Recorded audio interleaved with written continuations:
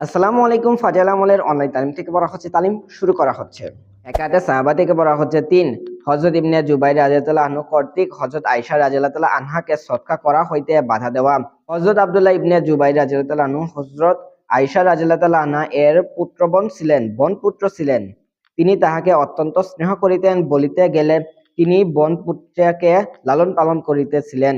হযরত আয়েশা রাদিয়াল্লাহু আনহা এর দানশীলতায় তিনি চিন্তিত হইয়া পড়িলেন যে যাহা কিছু আসে সাথে সাথে সবকিছু দান করিয়া ফেলে এবং নিজে কষ্ট ভোগ করেন। একবার বলিয়া ফেলিলেন যে খালাম্বা হাতকে কোনো প্রকার রুখিয়া দেওয়া চাই। এই কথা হযরত আয়েশা রাদিয়াল্লাহু আনহা এর কানেও পৌঁছিয়া গেল। ইহাতে তিনি অসন্তুষ্ট হইলেন যে আমার হাত রুখিতে চাই এবং তাহার সহিত কথা না বলার মান্য সংরূপ কসম খাইলেন।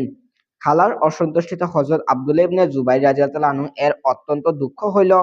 অনেক লোকের মাধ্যমে সুপারিশ করাইলেন, কিন্তু তিনি নিজের কসমের উযর পেশ করিলেন। অবশেষে হযরত আব্দুল্লাহ ইবনে জুবাইর রাদিয়াল্লাহু আনহু যখন অত্যন্ত পেরেশান হইলেন, তখন হুজুর সাল্লাল্লাহু আলাইহি সাল্লামের মাতৃবংশের দুইজন ব্যক্তিকে সুপারিশকারী হিসেবে সঙ্গে লইয়া গেলেন। তাহারা ভয়ের অনুমতি লইয়া ভিতরে গেলেন। তিনিও লুকাইয়া তাহাদের সহিত গেলেন। যখন তাহারা দুইজন পর্দার পেছনে এবং হযরত আয়েশা রাদিয়াল্লাহু আনহা পর্দার ভিতরে বসিয়া কথাবার্তা বলিতে লাগিলেন, তখন তিনি দ্রুত পর্দার ভিতরে যাইয়া খালাকে জড়াইয়া ধরিলেন এবং খুব কাঁদিলেন এবং অনুনয় বিনয় করিলেন। উক্ত দুইজনও সুপারিশ করিতে থাকিলেন এবং মুসলমানের সহিত কথোপকথন বন্ধ করিয়া দেওয়া সম্পর্কিত হুজুর সাল্লাল্লাহু আলাইহি সাল্লামের হাদিস সমূহ সংরূপ করাইয়া থাকিলেন এবং এই সম্পর্কে যে সকল নিষেধাজ্ঞার হাদিস আসিয়াছে তাহা শুনাইতে থাকিলেন। যদ্দরুন হযরত আয়েশা রাদিয়াল্লাহু আনহা মুসলমানদের সহিত কথা বন্ধ রাখা সম্পর্কে হাদিস শরীফে যে সকল নিষেধাজ্ঞা ও শাস্তির কথা বর্ণিত হইয়াছে, ইহা সহ্য করিতে না পারিয়া কাঁদিতে লাগিলেন। অবশেষে ক্ষমা করিয়া দিলেন এবং কথা বলিতে লাগিলেন। কিন্তু তাহার সেই কসমের কাফফারা সংরূপ ১২,০০০ গোলাম আজাদ করিতে থাকেন এবং এমনকি ৪০ জন গোলাম পর্যন্ত আজাদ করিলেন। যখনই ওই কসম ভঙ্গ করিবার কথা স্মরণ হইল, তখন এত কাঁদিতেন যে চোখের পানি ওড়না পর্যন্ত ভিজিয়া যাইত। ফায়দা, আমরা সকাল হইতে সন্ধ্যা পর্যন্ত এক নিঃশ্বাসে কত কসম করিয়া থাকি এবং উহার কতটুকু পরোয়া করিয়া উহার জবাব নিজেরাই ভাবিয়া দেখার বিষয়।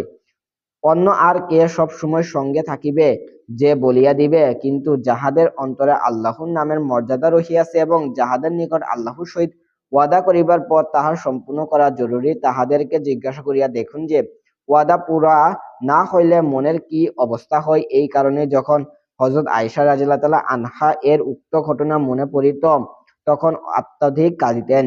৪, আল্লাহর ভয়ে হযরত আয়েশা রাদিয়াল্লাহু আনহা এর অবস্থা। হযরত আয়েশা রাদিয়াল্লাহু আনহা এর প্রতি হুজুর সাল্লাল্লাহু আলাইহি সাল্লামের যে পরিমাণ মহব্বত ছিল, উহার কাহারও নিকট গোপন নহে।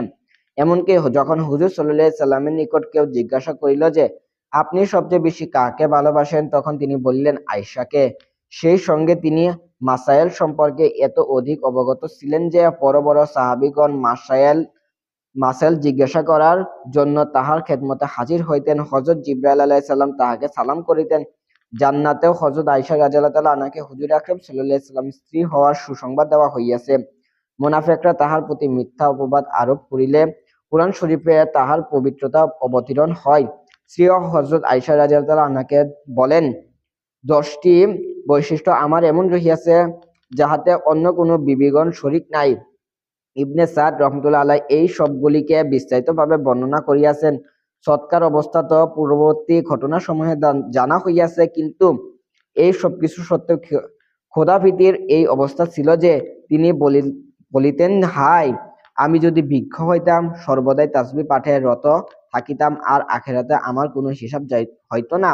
হায়, আমি যদি পাথর হইতাম, হায় আমি মাটির ঢেলা হইতাম, হায় আমি যদি পয়দাই না হইতাম, হায় আমি যদি গাছের পাতা হইতাম, হায় আমি যদি কোনো ঘাস হইতাম। ফায়দা, ক্ষুধাভীতির এই অবস্থা দ্বিতীয় অধ্যায়ে ৫ম ও ৬ষ্ঠ নম্বরে ঘটনায় বর্ণিত হইয়াছে। ইহা তাহাদের সাধারণ অবস্থা ছিল। আল্লাহকে ভয় করা তাহাদেরই ভাগ্যে ছিল।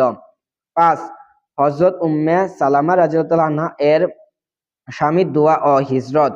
উম্মুল মুমিনিন হযরত উম্মে সালামা রাদিয়াল্লাহু আনহা হুজুর আকরাম সাল্লাল্লাহু আলাইহি সাল্লামের পূর্বে সাহাবী হযরত আবু সালমা রাদিয়াল্লাহু আনহু এর স্ত্রী ছিলেন।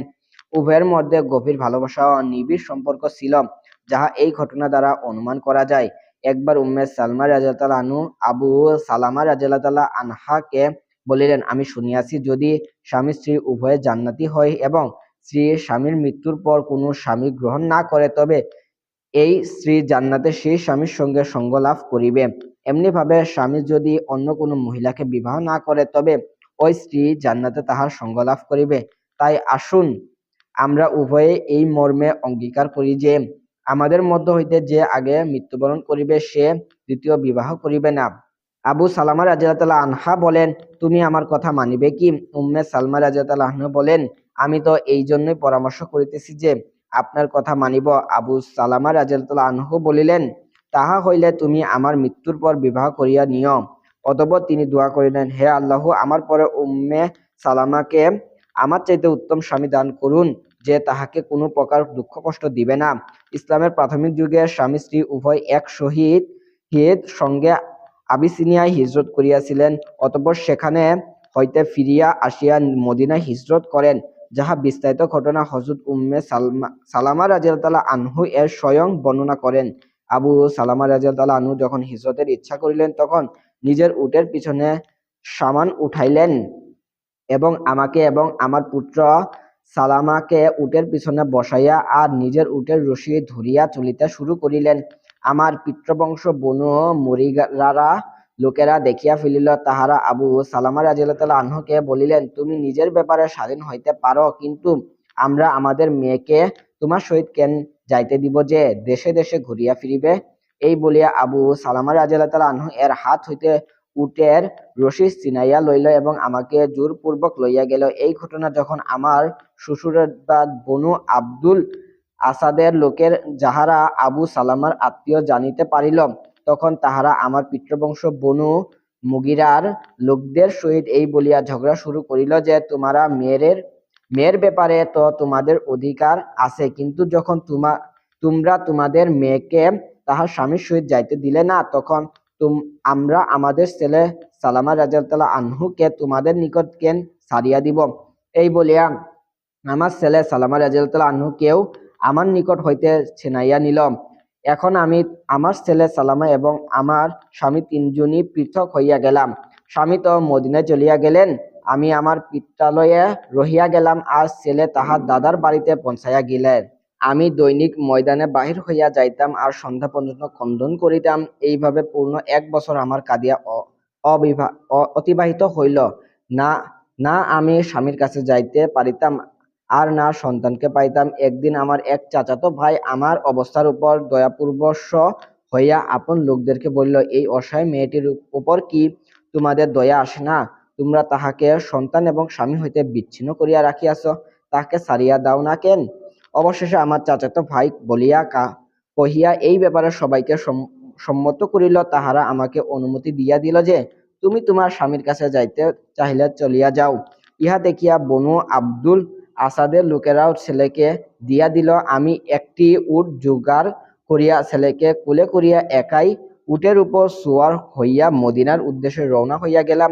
3-4 মাইল অতিক্রম করিবার পর তানঈম নামক স্থানে উসমান ইবনে তালহার সহিত সাক্ষাৎ হইল। তিনি আমাকে জিজ্ঞাসা করিলেন, একা কোথায় যাইতেছ? আমি বলিলাম, মদিনায় আমার স্বামী নিকট যাইতেছি। তিনি জিজ্ঞাসা করিলেন, তোমার সহিত আর কেউ নাই? আমি বলিলাম, একমাত্র আল্লাহ ব্যতীত আর কেউ নাই। তিনি আমার উটের রশি ধরিয়া আগে আগে চলিতে লাগিলেন। আল্লাহর কসম, উসমানের চাইতে অধিক ভদ্রলোক আমি আর কাহাকেও পাই নাই। যখন উট হইতে নামিবার সময় হইত, তখন তিনি উটকে বসাইয়া দূরে কোনো গাছের আড়ালে চলিয়া যাইতেন। আমি উট হইতে নামিয়া যাইতাম, আর যখন সোয়ার হওয়ার সময় হইত, তখন আসবাবপত্র উটের পিছনে তুলিয়া আমার নিকট বসিয়া যাইতেন। আমি উহার উপর সোয়ার হইলে তিনি আসিয়া উটের রশি ধরিয়া আগে আগে চলিতে থাকিতেন। এইভাবে আমরা মদিনা মুনাওয়ারায় পৌঁছিয়া গেলাম। কুবায় পৌঁছিলে তিনি বলিলেন, তোমার স্বামী এখানেই আছেন। ওই সময় আবু সালামা রাদিয়াল্লাহু আনহু কুবায় অবস্থান করিতেছিলেন। উসমান আমাকে সেখানে পাঠাইয়া নিজে মক্কা মুকাররমায় ফিরিয়া গেলেন। তারপর বলিলেন, আল্লাহর কসম, উসমান ইবনে তালহার চাইতে অধিক ভদ্র ও সৎ মানুষ আমি আগে কখনো দেখি নাই। ওই বৎসর আমি এত দুঃখ কষ্ট সহ্য করিয়াছি যাহা আর কেউ হয়তো করে নাই। ফায়দা আল্লাহর উপর ভরসার কারণেই একাকী হিজরতের এরাদায় রওনা দিলেন। আল্লাহ তাআলা অনুগ্রহ করিয়া তাহার সাহায্যের ব্যবস্থাও করিয়া দিলেন। যে ব্যক্তি আল্লাহর উপর ভরসা করে আল্লাহ তাহার সাহায্য করেন। সমস্ত বান্দার অন্তর তাহারই নিয়ন্ত্রণাধীন। হিজরত যদি ফরজ হয় তবে কোনো মাহরাম না থাকিলে একাকী সফর করা জায়েজ, তাই তাহার একাকী সফর করা শরীয়তের দৃষ্টিতে আপত্তিকর নহে।